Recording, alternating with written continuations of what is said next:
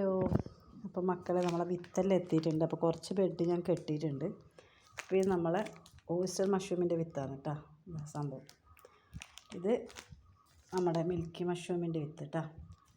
അപ്പം ഇതിൻ്റെ ഓയിസ്റ്ററിൻ്റെ ഞാൻ കുറച്ച് ബെഡാക്കി തൂക്കിയിട്ടുണ്ട്. അപ്പോൾ ഏകദേശം അത് 3-4 ദിവസത്തിലായിട്ടുണ്ട്. അപ്പോൾ ഇനിയിപ്പോൾ നമുക്ക് ചെയ്യാനുള്ളത് മിൽക്കിയാണ്. അപ്പോൾ ഞാൻ ഇതിൻ്റെ വിത്തൊന്ന് ജസ്റ്റ് ഒന്ന് കാണിച്ചതേ ഉള്ളൂ. അപ്പോൾ നമ്മൾ അറക്കപ്പൊടിയിലാണ് കേട്ടോ ചെയ്യുന്നത്. അപ്പോൾ അറക്കപ്പൊടി ചെയ്യുന്നതിൻ്റെ പ്രത്യേകത എന്ന് വെച്ചാൽ അറക്കപ്പൊടി പിന്നെ കച്ചിനൊക്കെ കുറച്ചും കൂടി ഈട് നിൽക്കും. അപ്പോൾ ഈട് നിൽക്കുമ്പോൾ എന്താ സംഭവം എന്ന് വെച്ചാൽ നമുക്ക് കുറച്ചും കൂടി ലാഭം ഉണ്ടാക്കാൻ പറ്റും. അപ്പോൾ ഞാൻ ഇതിൻ്റെ ഓർഗാനിക്കായിട്ട് സ്റ്റീം ചെയ്തിട്ടാണ് ഉണ്ടാക്കുന്നത്. മറ്റേ ഇതൊന്നല്ല ഞാൻ ഉപയോഗിക്കുന്നത്. ഇപ്പോൾ ഞാനിത് അറക്കപ്പൊടി ഇങ്ങനെ സ്റ്റീം ചെയ്തിട്ട് അങ്ങനെ ആട്ടോ ഉണ്ടാക്കുന്നത്. അപ്പോൾ ഞാൻ ഏകദേശം നമ്മളെ കൊണ്ടുവരാനകത്ത് സെറ്റാക്കിയിട്ടുള്ള സംഭവം ഞാൻ ഒന്ന് ജസ്റ്റ് ഒന്ന് കാണിച്ചു തരാം. കൊതുകൊന്നും കയറാണ്ടിരിക്കാൻ വേണ്ടി നല്ല സേഫായിട്ട് പൂട്ടി വെച്ചിട്ടുള്ളതാണ്. അത് കുട്ടൻസിന് കണ്ടാൽ എല്ലാവരും ഉണ്ട്.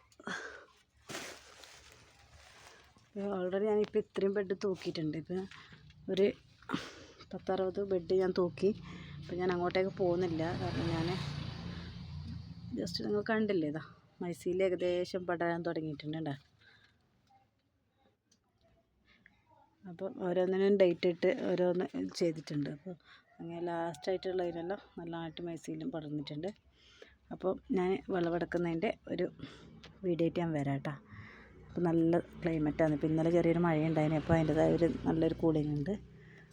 അപ്പോൾ ഞാൻ ഇത് വിളവെടുക്കുന്ന ദിവസം ഞാൻ വീഡിയോ ഇടും. അപ്പോൾ ആവശ്യമുള്ളത് ഞാൻ എൻ്റെ നമ്പറിനകത്തേക്ക് ഇട്ടേക്കാം. അപ്പോൾ താല്പര്യമുള്ളവർ വിളിക്കട്ടോ. അപ്പോൾ ഇതാണ്. അപ്പോൾ ഞാൻ ഒന്ന് ബെഡ് നിറക്കുന്നത് എനിക്ക് സമയം കിട്ടുമെങ്കിൽ ഞാനന്ന് ബെഡ് നിറക്കുന്നതിൻ്റെ ഇതിടാം കേട്ടോ. അറക്കപ്പൊടി കേട്ടോ ചെയ്തിട്ടുള്ളത്. അറക്കപ്പൊടി ഞങ്ങൾ തളിപ്പറമ്പ് പോയിട്ട് എടുത്തിട്ടുണ്ടായി. എടുത്ത അറക്കപ്പൊടിയൊന്നും പറ്റില്ല. റബ്ബറിൻ്റെ തന്നെ സോഫ്റ്റ് വുഡ് തന്നെ വേണം. മറ്റൊരു അറക്കപ്പൊടിയും പറ്റില്ല. അറക്കപ്പൊടി നന്നായിട്ട് അരിച്ചെടുത്ത് അതിനകത്തുള്ള എല്ലാ വേസ്റ്റും കളഞ്ഞ് നമ്മൾ കാൽസ്യം കാർബണേറ്റ് ആഡ് ചെയ്തിട്ട് നിശ്ചിത അളവിൽ അതിനകത്ത് വെള്ളം ചേർത്തിട്ട് നന്നായിട്ട് കുഴച്ചിട്ട് പുട്ടിന് പരുവത്തിന് കുഴച്ചിട്ടാണ് കേട്ടോ നമ്മൾ സ്റ്റീം ചെയ്യാനിടുക. അപ്പോൾ സ്റ്റീം ചെയ്യുമ്പോൾ ഒരു ഡ്രം എടുക്കുക. ഡ്രം നന്നായിട്ട് വൃത്തിയാക്കുക. ഡെറ്റോളിട്ട് കഴുകുക.